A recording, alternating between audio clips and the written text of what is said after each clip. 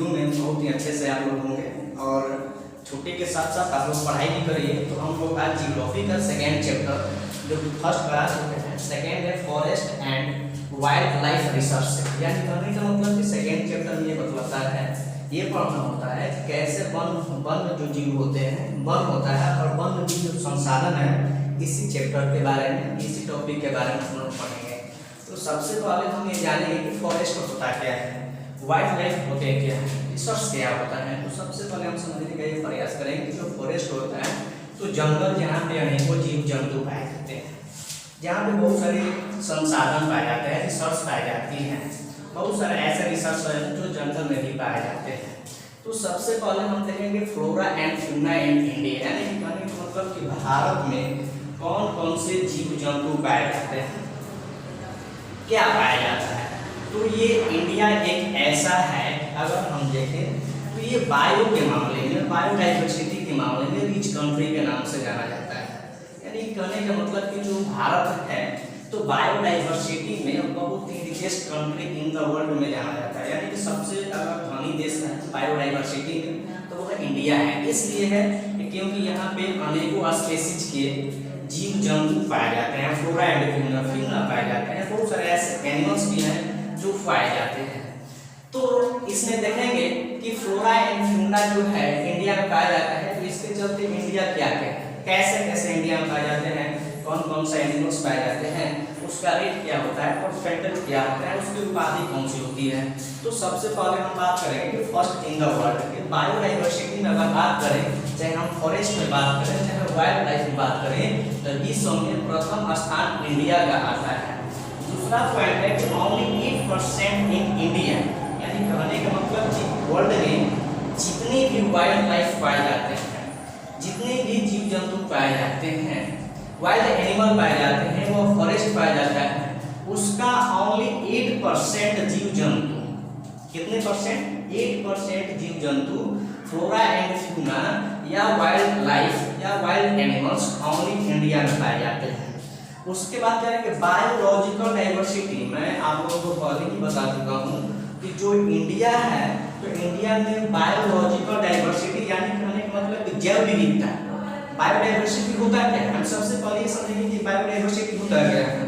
तो बायोडाइवर्सिटी का यही मीन्स होता है कि वैसा कंट्री, वैसे रीजन्स, वैसा क्षेत्र जहाँ अनेकों प्रकार के जीव जंतु पाया जाए, एनिमल्स पाया जाए, कैटल्स पाया जाए, फ्लोरा पाया जाए, फौना पाया जाए, अनेकों स्पेसीज पाया जाए, उनका स्पेसीज अनेकों होता है। अगर हम बर्ड्स का बात करें तो बर्ड्स के भी अनेकों स्पेसीज पाए जाते हैं, अनेक प्रकार के बर्ड्स पाए जाते हैं, एनिमल्स पाए जाते हैं, जीव जंतु पाए जाते हैं। तो वह एक ऐसा इंडिया कंट्री है, एक ऐसा भारत देश है जहाँ पे अनेकों बायोलॉजिकल डाइवर्सिटी के अंतर्गत जीव जंतु पाए जाते हैं। यानी कहने का मतलब यहाँ जो जीव जंतु का डाइवर्सिटी है अनेकों विविधता का, यानी भिन्न प्रकार के यहाँ जीव जंतु पाए जाते हैं।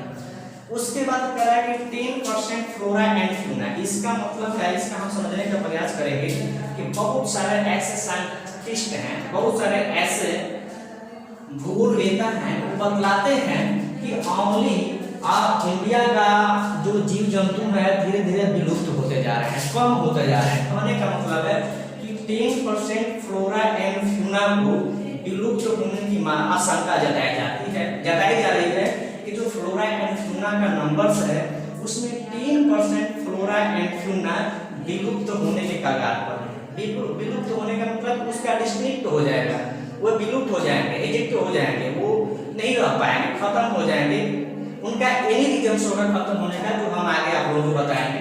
तो उसके बाद कह रहा है कि 10% जीव जंतु फ्लोरा एंड फौना है जो विलुप्त होने के कगार पर है। ये साइंटिस्ट मान रहे हैं कि आने वाले समय में, ये करीब 1980 की बात है, 10% फ्लोरा एंड फौना विलुप्त होने के कगार पर जा रहे हैं। यानी खत्म 10% इंडिया में जितने भी फ्लोरा एंड फौना पाए जाते हैं उसका 10% स्पेसीज दिन प्रतिदिन खत्म होते जा रही है, यानी विलुप्त होते जा रही है, उनकी संख्याएं दिन प्रतिदिन घटती जा रही है। उसके बाद पढ़ेंगे हम 20% मैमल्स। कहने का मतलब मैमल्स का मतलब होता है स्तनधारी जीव, मैमल्स का मतलब होता है स्तनधारी जीव। ये भी वैज्ञानिक बता रहे हैं, ये भी साइंटिस्ट बता रहे हैं कि 20% मैमल्स ऐसे मैमल्स हैं जो विलुप्त होने का कगार पर है, यानी उनकी नंबर्स दिन प्रतिदिन खत्म होते जा रहा है और आने वाले समय में भी वो पूरी तरह से खत्म हो जाएंगे। अगर इसी रेट से चलता रहे, इसी तरह से आदमी जीव जंतु को मारता रहे, तो 20% मैमल्स आने वाले समय में, यानी अभी तो खत्म हो रहा है लेकिन आने वाले समय में जो मैमल्स हैं उसकी नंबर्स, उसका जो संख्या है दिन प्रतिदिन खत्म होते जाएगा। इतना हम लोगों ने समझा। अब आगे हम चलेंगे एक टॉपिक पे, क्लासिफिकेशन ऑफ वेरियस स्पीशीज।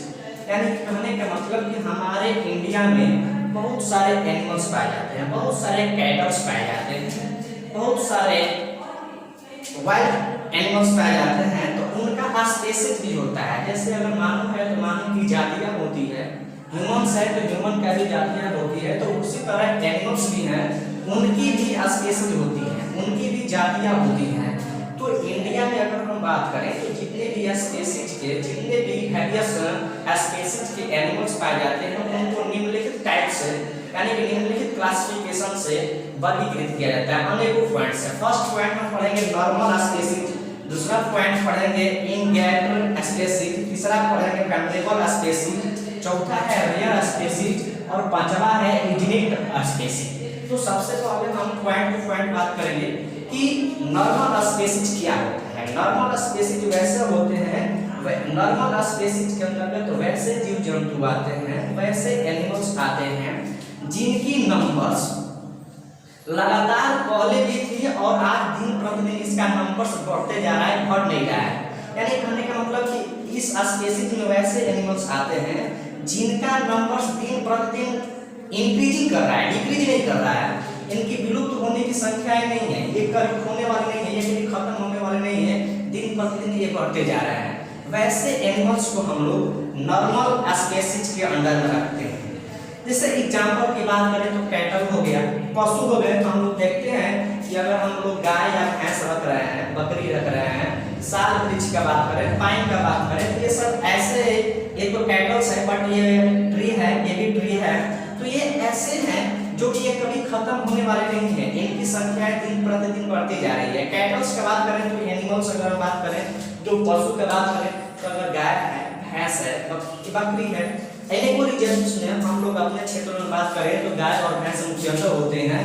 लेकिन अगर हम यही रेगिस्तानी में बात करें तो रेगिस्तानी में जो होती हैं तो गोट्स वगैरह होती हैं, उनका नंबर्स दिन प्रतिदिन बढ़ते जाता है।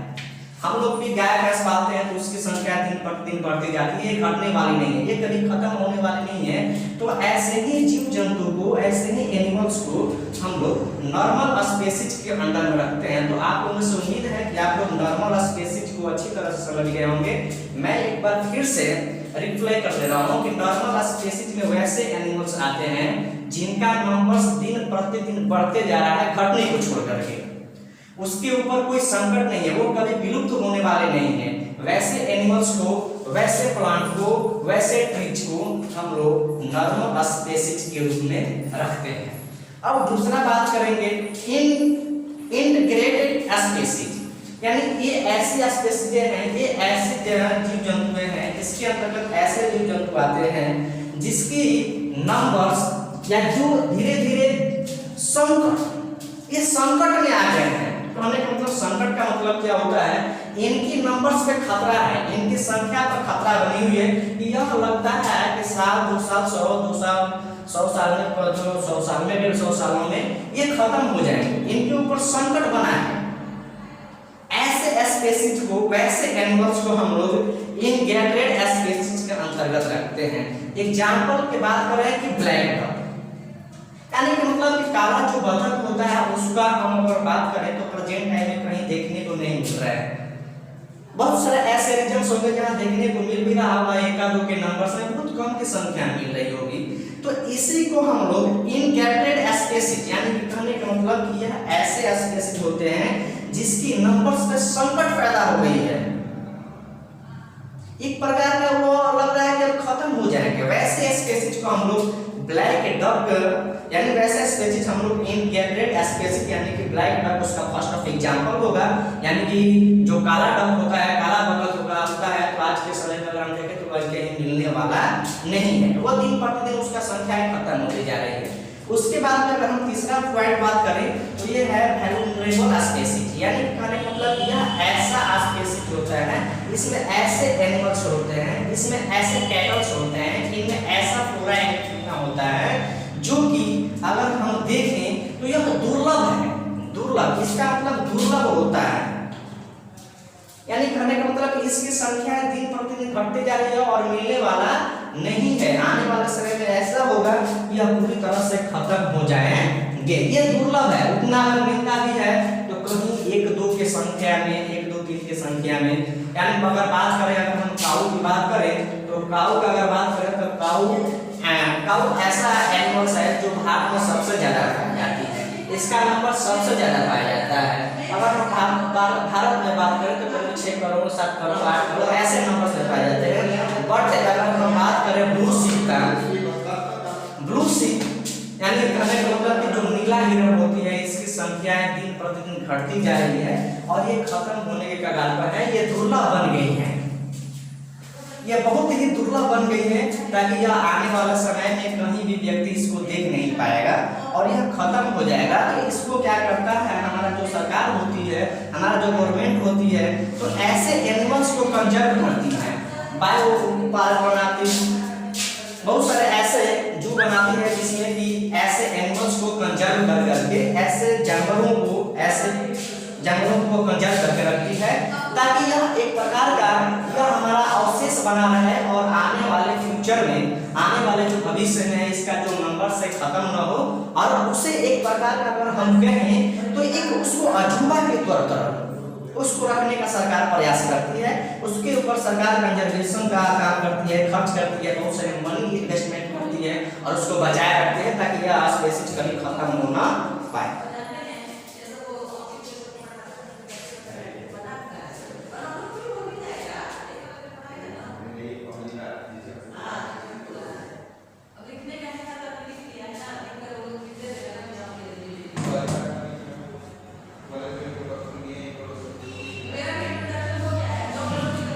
उसके बाद करेंगे रेयर स्पीशीज। रेयर स्पीशीज का मतलब ये भी दुर्लभ के अंतर्गत आता है, ये भी दुर्लभ प्रजाति की होती है, ये भी दुर्लभ प्रजाति है। इसका कहने का मतलब है ये ऐसे स्पीशीज होते हैं जिसकी संख्याएं दिन प्रतिदिन घट रही है। आने वाले समय में ऐसा लग रहा है कि ये सारे स्पीशीज खत्म हो जाएंगे। इस स्पीशीज के अंतर्गत पूरे जो जीव जंतु हैं, पूरे जो एनिमल्स हैं, उनका नंबर दिन प्रतिदिन खत्म होते चला जाएगा, वह दुर्लभ के रूप में है। तो उसमें कौन कौन से एग्जाम्पल आते हैं, तो सबसे पहले अगर बात करें तो हिमालयन जो ब्राउन बियर है, ये ऐसे सबसे पहले हम समझेंगे कि हिमालयन ब्राउन बियर, यानी बहुत सारे ऐसे बच्चे होंगे जो हिमालयन ब्राउन बियर को देखे नहीं होंगे, तो ये ऐसे बियर है, ये ऐसे बियर मतलब आपको होता है कि ये ऐसे बियर्स है जो हिमालय के रीजन में पाए जाते हैं, हिमालय के क्षेत्र में पाए जाते हैं। यह बहुत ही दुर्लभ है। अगर हम बात करें तो ये पूरे भारत में नहीं पाए जाएंगे। भारत में आप लोग जानते हैं कि जितने भी स्टेट हैं सारे स्टेटों में नहीं पाए जाएंगे। जो जंगल है उस जंगली रीजन में नहीं, फॉरेस्ट रीजन में नहीं पाए जाएंगे। ये ओनली अगर पाए भी जाते हैं, ये पाए भी जाते हैं तो हिमालय के क्षेत्रों में पाए जाते हैं और इसकी संख्याएं बहुत कम होती है, ये दुर्लभ के तौर पे माने जाते हैं। उसके बाद में हम डिजर्ट फॉक्स करें, डिजर्ट फॉक्स को एग्जांपल में देखें तो जो डिजर्ट फॉक्स हैं, जो मरुस्थलीय लोमड़ी है, वह भी अगर बात करें तो वह भी रेयर स्पीशीज के तौर पे आती है, रेयर स्पीशीज के अंदर में आती है। क्यों आते हैं? क्योंकि इनका भी नंबर दिन प्रतिदिन कम होते जा रहा है, ये भी घटते जा रहे हैं और इसकी जो संख्या दिन प्रतिदिन कम हो जा रही है। सरकार इसको प्रयास कर रही है कि इनके नंबर को हम लोग बचाए रखें। उसके बाद अगर एग्जांपल करें हॉर्नबिल, तो हॉर्नबिल भी अगर बात करें तो ये भी रेयर स्पीशीज के अंतर्गत आते हैं। रेयर स्पीशीज के अंतर्गत कैसे आते हैं? क्योंकि इनकी भी जो नंबर्स है दिन प्रतिदिन खत्म होते जा रही है, इनकी भी संख्याएं घटती जा रही है, एकदम विलुप्त के कगार पे हो गए हैं। कोई देखने को ही नहीं मिल रहा है हॉर्नबिल के इस टाइम में, अगर मिल भी रहा है तो एक आध मिल रहा है जिसके चलते आप क्या है रेयर स्पीशीज के अंतर्गत आते हैं। तो हम उम्मीद करते होंगे कि आप लोग रेयर स्पीशीज को भी समझ गए होंगे। रेयर स्पीशीज करने का मतलब यही होता है कि इसमें जितने भी एनिमल्स पाए जाते हैं बहुत ही दुर्लभ कंडीशन से, रेयर कंडीशन से ये सब पाए जाते हैं। उसके बाद हम बात करें तो एक्जिनिट स्पीशीज, एक्जिनिट स्पीशीज यानी यह ऐसा होता है जो पूरी तरह से विलुप्त हो गई है, जिसको कहीं देखने को ही मिलता ही नहीं है, उसकी नंबर्स ये दिखाई नहीं देता है कि कहीं है, एक दो नंबर भी नहीं मालूम पड़ता है, वह देखने को ही नहीं मिलता। जैसे हम लोग एशियाटिक चीता, पहले हम इसको समझेंगे कि यह होता है। तो यह ऐसा स्पीशीज है, यह ऐसा क्लासिफिकेशन इसका किया गया है कि इसमें जो भी एनिमल्स पाए जाते हैं वह आज के टाइम में, आज प्रेजेंट टाइम में कहीं भी देखने को मिलते नहीं है। यानी कहने का मतलब इनकी जो संख्याएं हैं वह पूरी तरह से खत्म हो गई है, कहीं देखने को नहीं मिलते हैं, वो एक्सटिंक्ट हो गए हैं, विलुप्त हो गए हैं वैसे स्पीशीज। तो इसमें कौन कौन से एग्जाम्पल आते हैं? तो सबसे पहले हम एशियाटिक चीता का बात करें, और पिंक हेड डक, वैसा डक जिसका कि जो हेड होता है पिंक कलर का होता है, ऐसे डक को आज के डेट में, आज के समय में हम लोग कहीं भी नहीं देख पाते हैं। उसके बाद में अगला टॉपिक पे चलेंगे, अगले पॉइंट पे हम लोग चलेंगे कि what are the negative factors that cause such fearful depletion of the flora and fauna. यानी कि कहने का मतलब है कि बता रहा है कि फ्लोरा एंड फौना का नंबर दिन प्रतिदिन अगर घटता चला जाए, उसका नेगेटिव फैक्टर्स अगर आए तो कौन कौन से कारण उत्पन्न हो सकते हैं, कौन कौन से काउज बना सकता है। तो सबसे पहले हम पॉइंट टू पॉइंट पढ़ेंगे कि अगर फ्लोरा एंड फौना का नंबर्स अगर घटता चला जाए तो क्या होगा, आने वाले कंडीशन में क्या होंगे, कैसा हमारा वन होगा, वन पाया जाएगा कि नहीं पाया जाएगा, देखेंगे। तो सबसे पहले हम देखेंगे कि जो फ्लोरा एंड फौना का या जो वाइल्ड लाइफ में, ये वाइल्ड लाइफ के अंतर्गत वाइल्ड एनिमल्स आते हैं, इनका नंबर्स क्यों घट रहा है, सबसे पहले हम ये समझेंगे, ताकि जब तक हम ये नहीं समझ पाएंगे तो ये सारे पॉइंट को हम लोग नहीं समझ पाएंगे। तो अगर हम बात करें वाइल्ड एनिमल्स का, तो इसकी संख्या दिन प्रतिदिन घटते जा रही है। जंगल है, पहले मान लीजिए फॉरेस्ट 32 किलोमीटर अगर स्क्वायर में पाया जाता है, सपोज दैट एक एग्जांपल के तौर पे ये लेता हूं, अगर 32 किलोमीटर स्क्वायर में पहले भी अगर 1980 में या 1950 में इतने स्क्वायर में जंगल पाए जाते थे, एग्जांपल के तौर पे, तो आज के टाइम में अगर हम बात करें तो इसका 1/4 भी नहीं बच चुका है। यानी कहने का मतलब कि 2 किलोमीटर, 4 किलोमीटर या 5 किलोमीटर या बात करें तो 6 किलोमीटर स्क्वायर में जंगल सीमित हो गया। पहले इतना था 32 किलोमीटर स्क्वायर, लेकिन ये घट करके 6 किलोमीटर स्क्वायर हो गया। क्यों हो गया? क्योंकि आज अगर हम बात करें तो हमारे देश की जनसंख्या या पूरे विश्व की जनसंख्या की बात करें तो वह दिन प्रतिदिन बढ़ता जा रहा है, घटने का नाम ही नहीं ले रहा है। आप लोग इंडिया की बात करेंगे तो इंडिया सबसे पहले हम जानेंगे कि विश्व में सबसे पॉपुलेशन वाला कंट्री कौन है। तो आप लोग साधारण तौर पर जानते होंगे या आप लोग पढ़े भी होंगे कि सबसे पहला अगर पॉपुलेशन वाला कंट्री है तो वह चाइना है। कौन है? चाइना। और सेकेंड रैंक पे इंडिया आता है। यानी कहने का मतलब कि चाइना का पॉपुलेशन ज्यादा है, उसके बाद इंडिया का पॉपुलेशन ज्यादा है। यह जो रिकॉर्ड आप लोग देख रहे हैं यह 2011 का सेंसस है। यानी कहने का मतलब कि 2011 में सेंसस हुआ था। सेंसस का मतलब जनगणना होता है। 2011 का जनगणना हुआ था, उसका रिपोर्ट मिला है कि चाइना, आप लोग जानते भी होंगे, पढ़े भी होंगे कि चाइना विश्व का प्रथम देश है जनसंख्या के मामले में, और दूसरा में इंडिया है। तो भाई अगर हमारे देश में इतना जनसंख्या हो रहा है, हमारे देश की जनसंख्या बढ़ रही है, तो उनको खाने के लिए भी भोजन चाहिए, उनको फूड की नेसेसिटी होगी, उनको रहने के लिए घर चाहिए। अगर हम एक बात करें कि उनको फूड की जरूरत होती है, फूड की नेसेसिटी है, भोजन का इसलिए जरूरत है कि आदमी अगर जीवित रहेगा, जब तक खाएगा नहीं तो वह जीवित रह नहीं कर सकता है। तो भोजन उसके लिए सबसे पहला जरूरी फैक्ट होगा। तो अगर भोजन भी उसको जरूरी है तो भोजन के लिए धान, गेहूं, चावल या जहां भी होगा दाल होंगे तो उसको प्रोड्यूस करेगा, ग्रो करेगा। तो ग्रो करने के लिए कहां करेगा? लैंड पर ही ना करेगा। ऐसा तो नहीं है कि वो आकाश में किसी फसल को उपजा सकता है। तो अब हम देखेंगे कि हमारे पास खेत उतना है ही नहीं है, फील्ड है ही नहीं है, हमारा जनसंख्या दिन प्रतिदिन बढ़ रहा है, हमारे देश की पॉपुलेशन बढ़ रही है, बट हमारा जो लैंड है, हमारे देश की जो एरिया है वो तो नहीं बढ़ रहा है। ऐसा थोड़ी है कि हमारे देश का जो क्षेत्रफल वो रबड़ की तरह बढ़ रहा है। जनसंख्या बढ़ रही है बट हमारा क्या है कि हमारे देश का क्षेत्रफल नहीं बढ़ रहा है।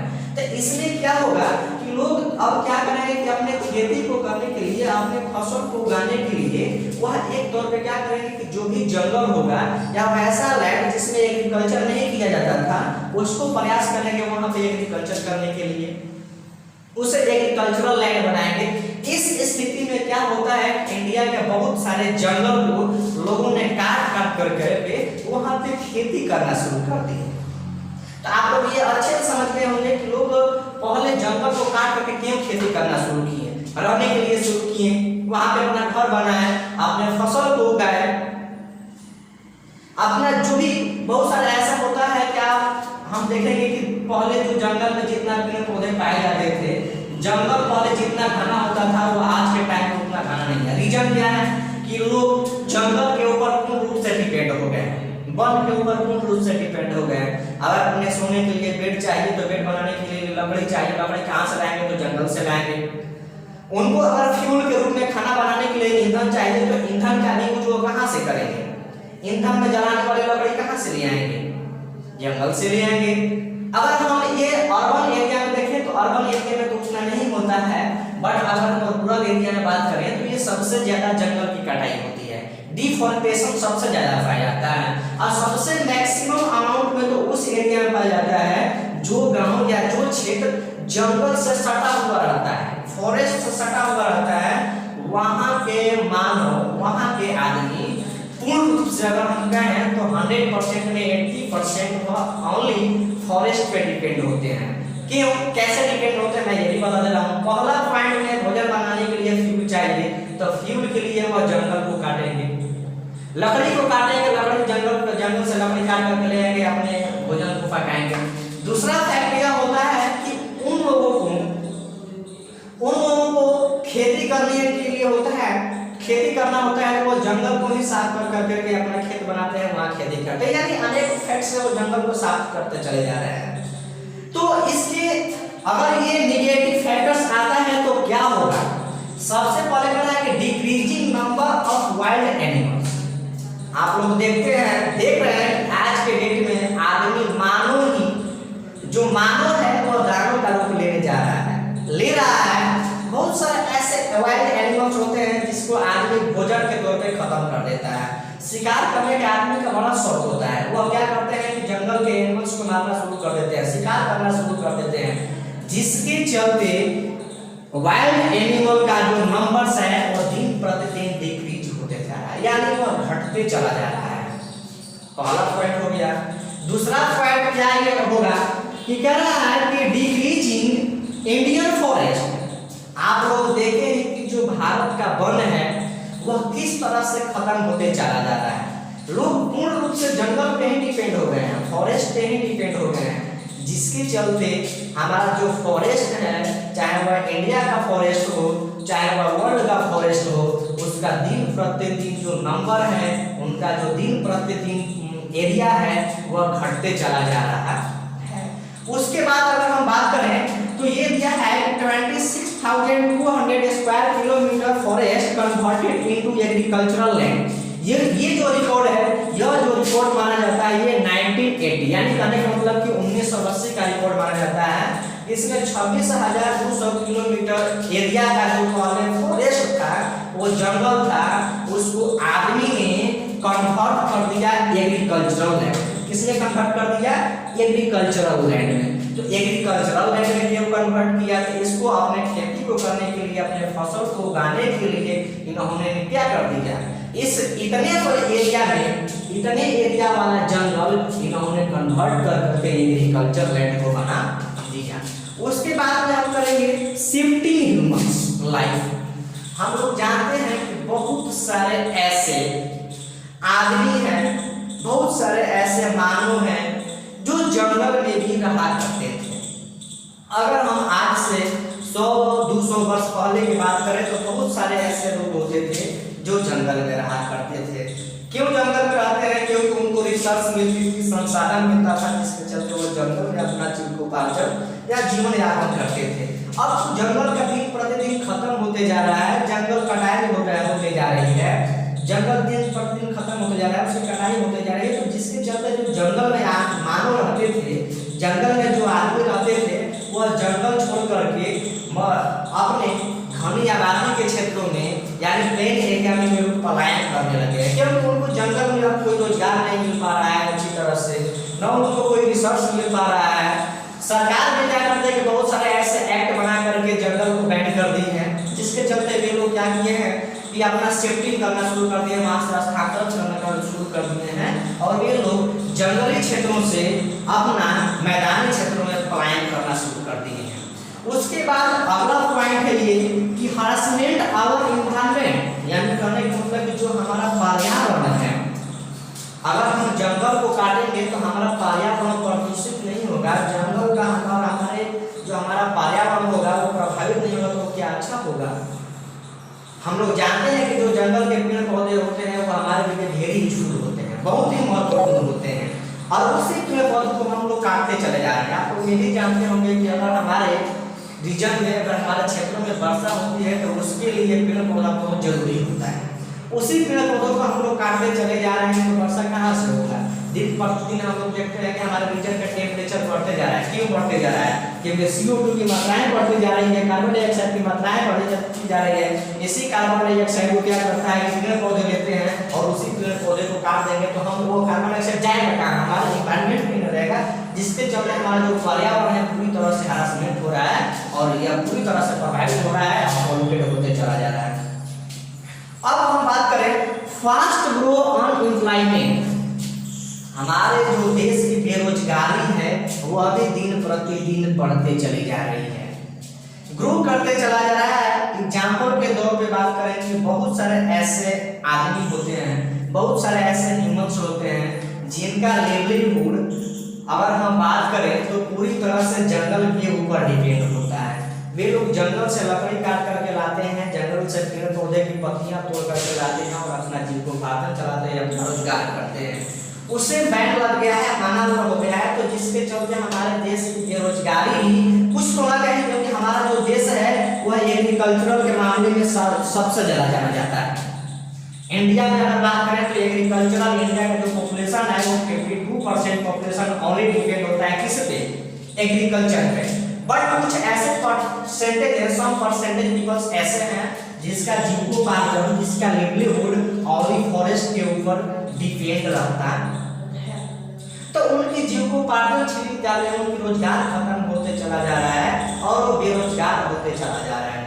अब हम लोग एक पॉइंट और थोड़ा सा बात करेंगे, इसमें तो लिखे तो नहीं है लेकिन हम बात करेंगे कि हम देख रहे हैं कि दिन प्रतिदिन सरकार एक से एक एक्ट बना करके, अगर मान लीजिए कि किसी नदी के किनारे अगर उसे जलाशय बनाना हो, वाटरफॉल बनाना हो, तो उस रीजन में जितने भी व्यक्ति बसे होते हैं उनको सबसे पहले हटा देती है। उन लोगों का घर होता है फिर भी उनको घर हटा करके बेघर कर देती है, जिसके चलते उनको उनके आर्थिक व्यवस्था पे, उनको उनके इकोनॉमिक कंडीशन पे, उनके रहन सहन पे भी बैड इफेक्ट पड़ता है। उसी तरह अगर हम बात करें फॉरेस्ट का, तो फॉरेस्ट में भी बहुत सारे ऐसे हैं, फॉरेस्ट में अगर सरकार हम देख रहे हैं कि दिन प्रतिदिन जंगल को क्या कर रही है सरकार, रिजर्व करते जा रही है, आरक्षित करते जा रही है, आरक्षित करते जा रहे हैं, तो इससे बेनिफिट भी है और लॉस भी है। सबसे पहले हम बात करेंगे बेनिफिट क्या है। बेनिफिट यह है हमारे जंगल को, हमारे फॉरेस्ट को रिजर्व करने से ये बेनिफिट होता है, यह हमारा फायदा होता है कि जो दिन प्रतिदिन पेड़ पौधों की नंबर घटती जा रही है वह घटेगी नहीं, बचा रहेगा। जो भी जंगल में जीव जंतु होंगे वह बचे रहेंगे, उनकी संख्याएं घटेगी नहीं और उसका जो लिमिट है वो बना रहेगा। और अगर हम इसका बात करें इसकी घाटा क्या है, तो घाटा तो है लेकिन हमें कुछ फायदा, अगर हमको ज्यादा बेनिफिट होती है तो उस घाटा को भी सहना होता है। और ये होता है फॉरेस्ट से घाटा ये माना जाता है कि जो जंगल के पीपल्स होते हैं, जंगल में जो आदमी काम करने वाले होते हैं, उनका रोजगार, उनका ऑक्यूपेशन दिन प्रतिदिन खत्म होते चला जा रहा है। तो अगले शॉर्ट में, अगले वीडियो में हम ये बताएंगे कि किस तरह से फॉरेस्ट को हमें कंजर्वेशन करनी चाहिए, उसको किस तरह से आरक्षित करनी चाहिए।